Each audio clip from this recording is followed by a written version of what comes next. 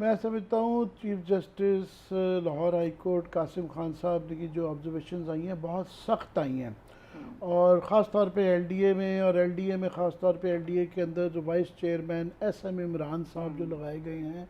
उनके मतलब उनकी अपॉइंटमेंट में, उनकी अथॉरिटी पे, उनके वो जो अंग्रेज़ी में कहते हैं ना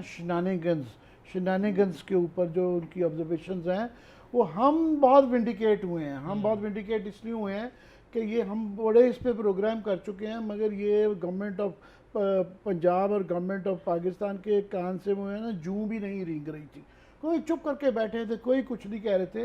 प्राइम मिनिस्टर ने बहुत दफ़ा ये तकरीर किया है कि जनाब हमने हाउसिंग का मेन फोकस है, और हाउसिंग के अंदर एक बहुत बड़ा वो क्रेडिट लेते हैं कि जनाब जो हाउसिंग स्कीमें हैं हम इनको कानून ला रहे हैं, रेगुलराइज करेंगे और इनको ठीक करेंगे और जल्दी यूं करके वो फैसले हुआ करेंगे। बड़ी अच्छी बात है, मगर ये नहीं होगा कि आप इस जल्दी के बहाने में गैर कानूनी जो चोरी अरबों रुपए के ज़मीनें जाली बेच चुके हुए हैं उनको आप रिलीफ दे दें और गैर कानूनी स्कीमों को रेगुलराइज करा लें, और उनको जो बेचारे लोग हैं जिनके पैसे फंसे हुए हैं वो मारे जाएं। असल बात यह है कि कानून की बालादस्ती होनी चाहिए और विद इन द लॉ उसको करना है। ये नहीं है कि बस जल्दी में जी नंबर पूरा number, it is not about number कि हमने 44 स्कीमें को एनओसी दे दिया या 50 को दे दिया। ये नहीं है, आपने किस किस को क्यों किस तरह और पब्लिक इंटरेस्ट को वॉच करते हुए दिया, ये असल क्वेश्चन है।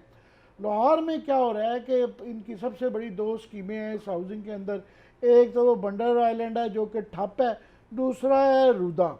और लाहौर पंजाब का कैपिटल होते हुए वहाँ पे एलडीए में एक शख्स हैं एसएम इमरान साहब। हम ये कह चुके हैं कई दफ़ा मुतअद्दिद प्रोग्राम के वहाँ पे ये जो एसएम इमरान साहब हैं ये इनको ठेके पे एलडीए दे दिए। चीफ मिनिस्टर ने अपने एग्जेक्टिव इख्तियारात जो है ना रूल्स ऑफ बिजनेस में चेंज करके उनको दे दिए हैं, जो कि अनकॉन्स्टिट्यूशनल है, इलीगल है। कि सुप्रीम कोर्ट की रूलिंग आई हुई है कि इवन प्राइम मिनिस्टर भी जो है ना अपने इख्तियार किसी को नहीं दे सकता, ये कैबिनेट की है, ये पक्का केस है। और दूसरा एसएम इमरान साहब पे ये इल्ज़ाम है कि जनाब वो खुद बिल्डर है, उनके रिश्तेदार गौर एजाज साहब लेक सिटी लाहौर के अंदर जो है वो खुद भी बहुत बड़े बिल्डर हैं, और लेक सिटी के अंदर काफ़ी सारी इस तरह की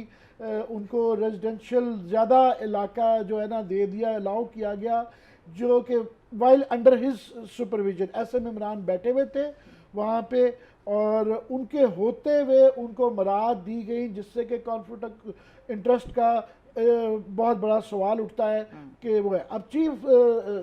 जस्टिस साहब ने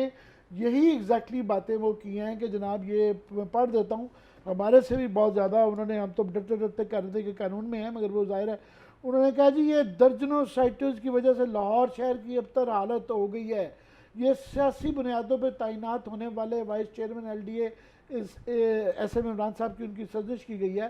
फिर उन्होंने कहा है कि जनाब सियासी अफराद एलडीए की गर्दन पर अंगूठा रखकर अपनी सोसाइटी मंजूर करा लेते हैं। एसएम इमरान की अथॉरिटी में क्या काम है, ये उन्होंने पूछा है कि जी एलडीए के डीजी साहब को दोबारा 6 मई को बुला लिया कि ये जवाब सारे लेके आएँ। उन्होंने कहा जनाब शहर का बेड़ा गर्क हो गया है और ये अथॉरिटी सिर्फ टेक्निकल अफसरान में होनी चाहिए, वहाँ इवन फाइनेंस सेक्रेटरी का क्या काम है। और इनके एसएम इमरान के ऊपर भी जो सारे क्वेश्चन उन्होंने करवाया गया है, और ये काफ़ी सारी इस तरह की पिटिशन थी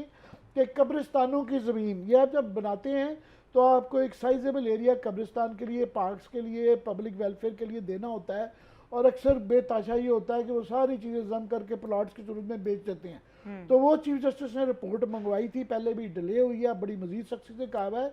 मगर गवर्नमेंट ने अभी आई होप के, क्योंकि हमारे कहने पे तो असर नहीं था हो रहा, अब हाई कोर्ट के कहने के ऊपर ये वाला होगा। बस लास्ट ये कह दूं कि ये सिर्फ